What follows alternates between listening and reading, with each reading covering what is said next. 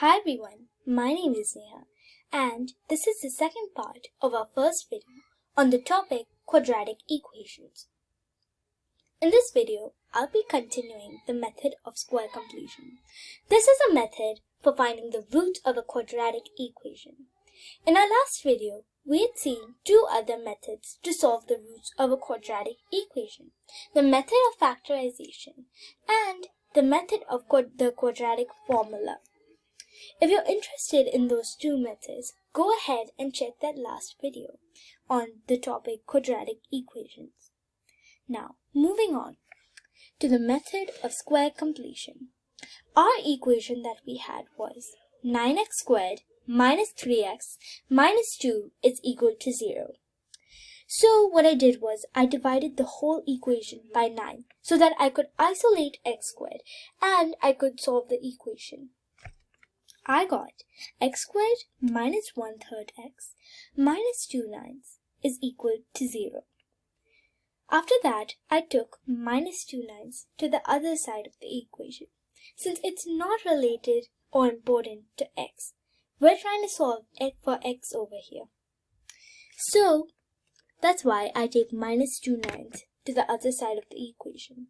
And I get x squared minus 1/3 x is equal to 2 9ths. After that, what I do is I take minus 1/3 and I multiply that by 1/2 and I get minus 1/6 and I whole square that and I square that and I'm going to add this amount to both sides of the equation. So I get x squared minus 1/3 x plus minus 1/6 squared is equal to 2 9ths plus minus 1/6 squared. After that, what I want to do is I want to convert this LHS, the left-hand side of this equation, into a whole squared form. Now, pause the video and give it a think. How can I convert the LHS of this equation into a whole squared form, like a plus b whole squared or a minus b whole squared? Well, you can convert this LHS of this quadratic equation into a minus b whole squared, which is equal to, so a minus b whole squared is equal to a squared plus twice ab plus b squared.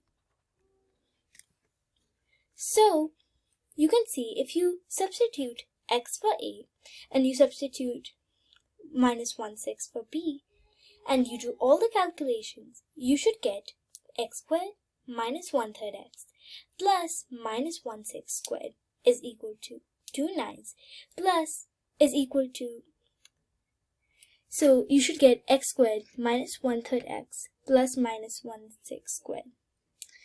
Now, what you're going to do is you can convert this into x minus 1/6 whole squared is equal to 2 9ths plus minus 1/6 squared, which is equal to 1 over 36. After that, you just keep x minus 1/6 squared the same. And you can add 2 9ths and 1/36 with a common denominator, which is 36. And you know that 2 9ths is equal to 8/36 because 8 over 36 because 9 times 4 is equal to 36 and 8 times 4 is equal to, and 2 times 4 is equal to 8. So you get 8 over 36 plus 1 over 36.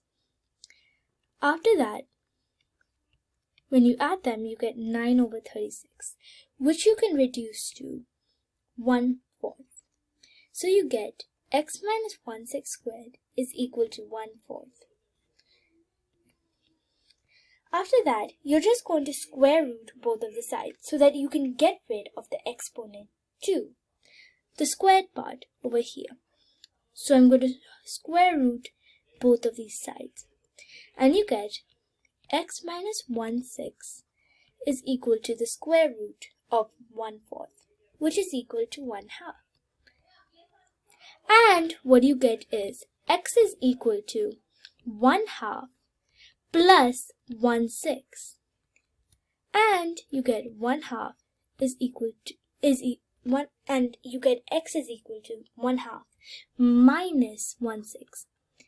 It's also minus 1/6 because when you have a squared, let's say you have 2 squared over here, which is equal to 4. 4 can be written as 2 times 2 and can be written as minus 2 times minus 2. That's why you can have minus 1/6 squared as 1/6 times 1/6 and minus 1/6 times minus 1/6. After that, when you calculate this, what you get is, so creating a little bit of room, I'm going to erase this part. So you get x is equal to 1/2 plus 1/6. So you can convert 1/2 into 3/6, and 3/6 plus 1/6 is equal to 4/6. And you can reduce that into 2 times. So you can reduce that into,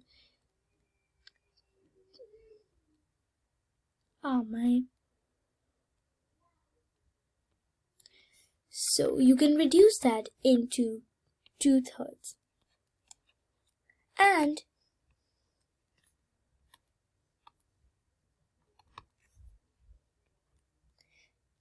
for 1/2 minus 1/6, what you can do is you can convert this 1/2 into 3/6, and 3/6 minus 1/6 is equal to 2/6, and 2/6 is equal to 1/3. So 1/2 minus 1/6 is equal to 1/3.